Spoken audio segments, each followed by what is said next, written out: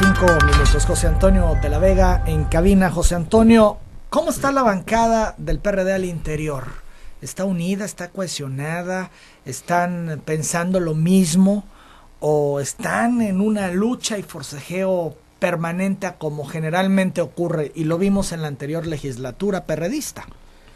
Bueno, mira, como tú conoces, el PRD es un partido que tiene una forma muy diferenciada de las otras fracciones, de los otros partidos, para procesar su pluralidad interna.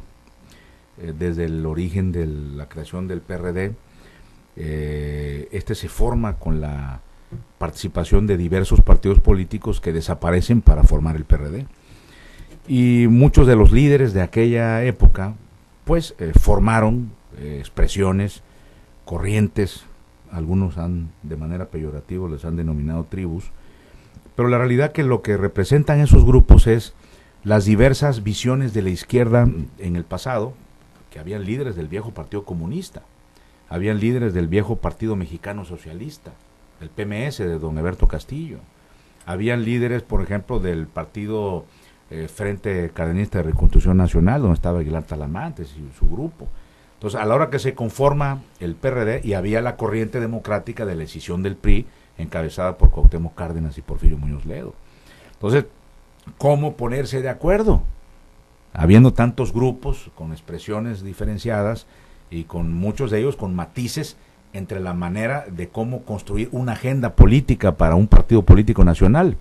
Y eso nos lleva necesariamente a que, bueno, pues se pusieron de acuerdo a través de estas expresiones y pluralizaban y negociaban la conformación del Consejo Político Nacional, del Comité Ejecutivo Nacional y la integración, obviamente, de los cargos de elección popular. Entonces, no es un secreto para nadie que el PRD ha venido evolucionando en esa parte.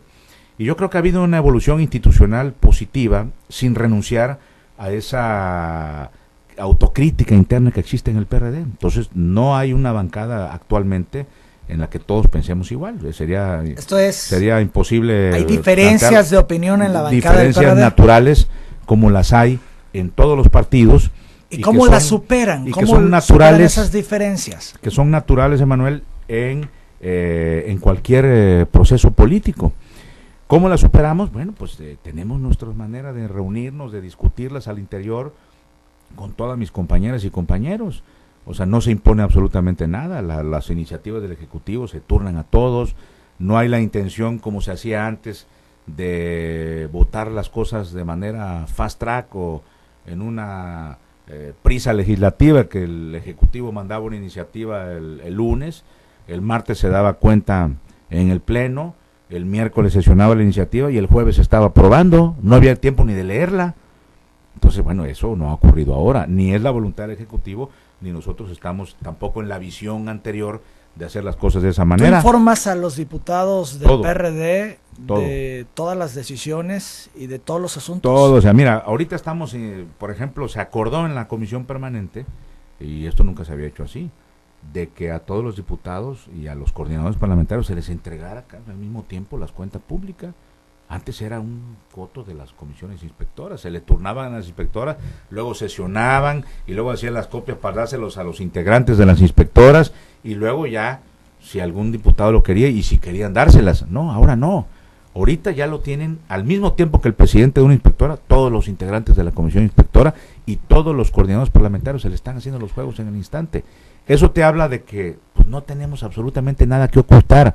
Si en las cuentas públicas, Emanuel, vienen observaciones, pliegos de cargos, responsabilidades de servidores públicos de los 3 órdenes de gobierno, en este caso de los ayuntamientos, de los poderes, en el caso de Tabasco, pues que se aplique la ley con todo el rigor a quienes hayan cometido irresponsabilidades, y eso será una responsabilidad del órgano superior de fiscalización, que es quien tiene la posibilidad de darle seguimiento a todas estas instancias. ¿Cómo es la relación con Juan Manuel Fósil cuando sabemos que es un personaje con mucha influencia en el partido?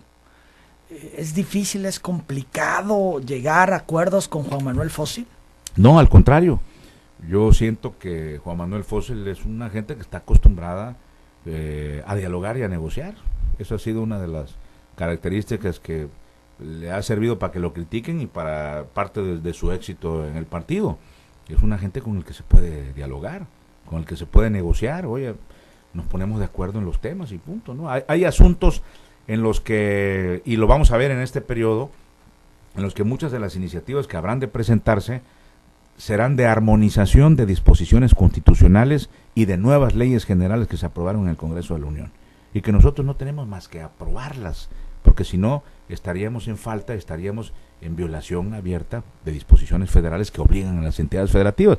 Entonces ahí eso nos va a facilitar a todas las fracciones parlamentarias, porque no podría llegar alguien a decirnos, eso no lo modifiquemos porque no estoy de acuerdo, cuando es una cuestión de necesidad de armonización constitucional. Hay una jerarquía de normas, estamos dentro de un sistema federal y las leyes generales aplican para toda la República, y si alguna ley estatal, alguna disposición normativa del Estado viola las nuevas disposiciones, pues tenemos que adecuarlas, y eso nos va a facilitar mucho el entendimiento en los grandes temas de la agenda que se viene, ¿no?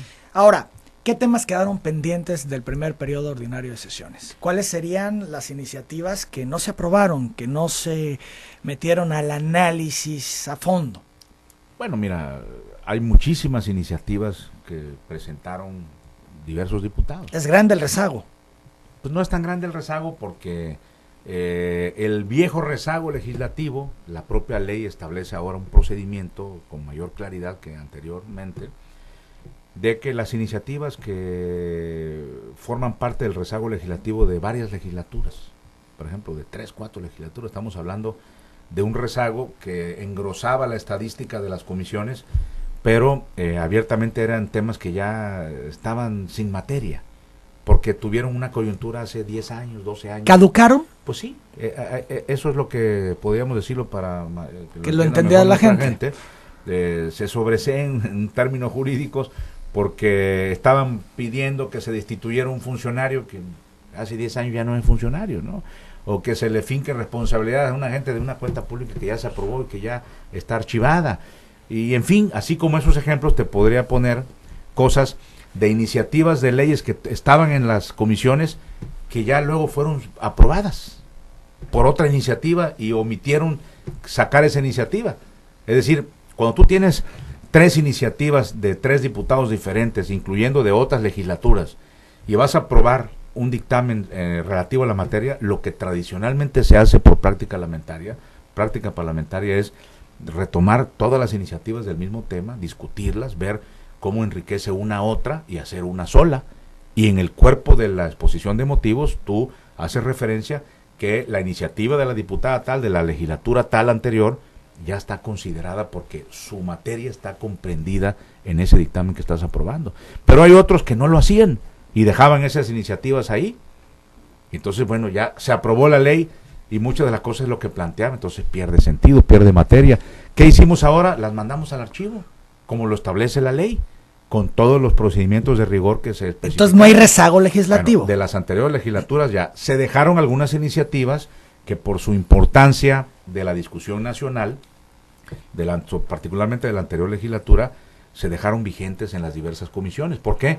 Porque son temas que todavía se están discutiendo en el Congreso Federal y que va a ser motivo de actualizaciones y armonizaciones de nuestra legislación local. ¿Cuántas ¿verdad? Serían estas iniciativas? Pues yo creo que deben ser 5 o 6 leyes en diversos sentidos. De todo lo de la anteriores legislaturas, sí, ya estamos al día. Ya estamos al día porque todo eso se archivó como lo prevé la nueva ley orgánica del Congreso. Bien. No tiene ningún sentido estar diciendo que ahí hay 800 iniciativas que no tienen ninguna posibilidad de ser llevadas al Pleno, porque no nada más no van a lograr el consenso, sino porque no tienen materia por la cual deban seguir ahí y se mandaron ya al archivo definitivo. De la actual legislatura, ¿cuál sería el rezago? Bueno, yo te preguntaba cuáles son los pendientes que no se aprobó en este primer periodo de sesiones. Bueno, para poder contestar a esa pregunta te diría rápidamente primero que hay iniciativas que no tienen viabilidad de ser aprobadas.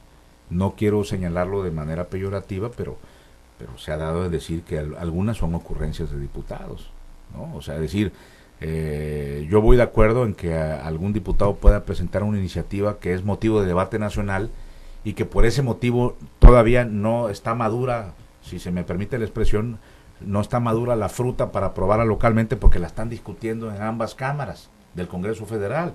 para que quede, por ejemplo, en la Constitución Federal. Entonces, ¿qué caso tiene anticiparnos ahorita a reformar una ley local o la Constitución del Estado cuando no sabemos cómo va a venir una disposición federal que luego vamos a tener que volver a armonizar? Entonces, a veces se sugiere la prudencia, la espera, como ahorita, ¿para qué nos metemos en muchos de los temas que van a ser motivo todavía de temas que están por aprobarse en la Cámara de Diputados Federal y en el Senado de la República? ¿Podría ser el tema de los matrimonios del mismo sexo? Por ejemplo, hay una iniciativa del presidente Peña Nieto para reformar la Constitución, para poner ese tema en la Constitución. ¿Y eso afectaría la Constitución hay que ver cómo va a quedar la iniciativa del presidente Peña, cómo la van a frasear en la Constitución y cómo va a quedar, para que a partir de ahí no hagamos una ley que pueda contravenir la Constitución. Estos ustedes no se meterán a ese tema en tanto no se resuelva a nivel federal. Porque son debates nacionales que se están a la consideración de reformar la Constitución, y sugiere que esperemos para ver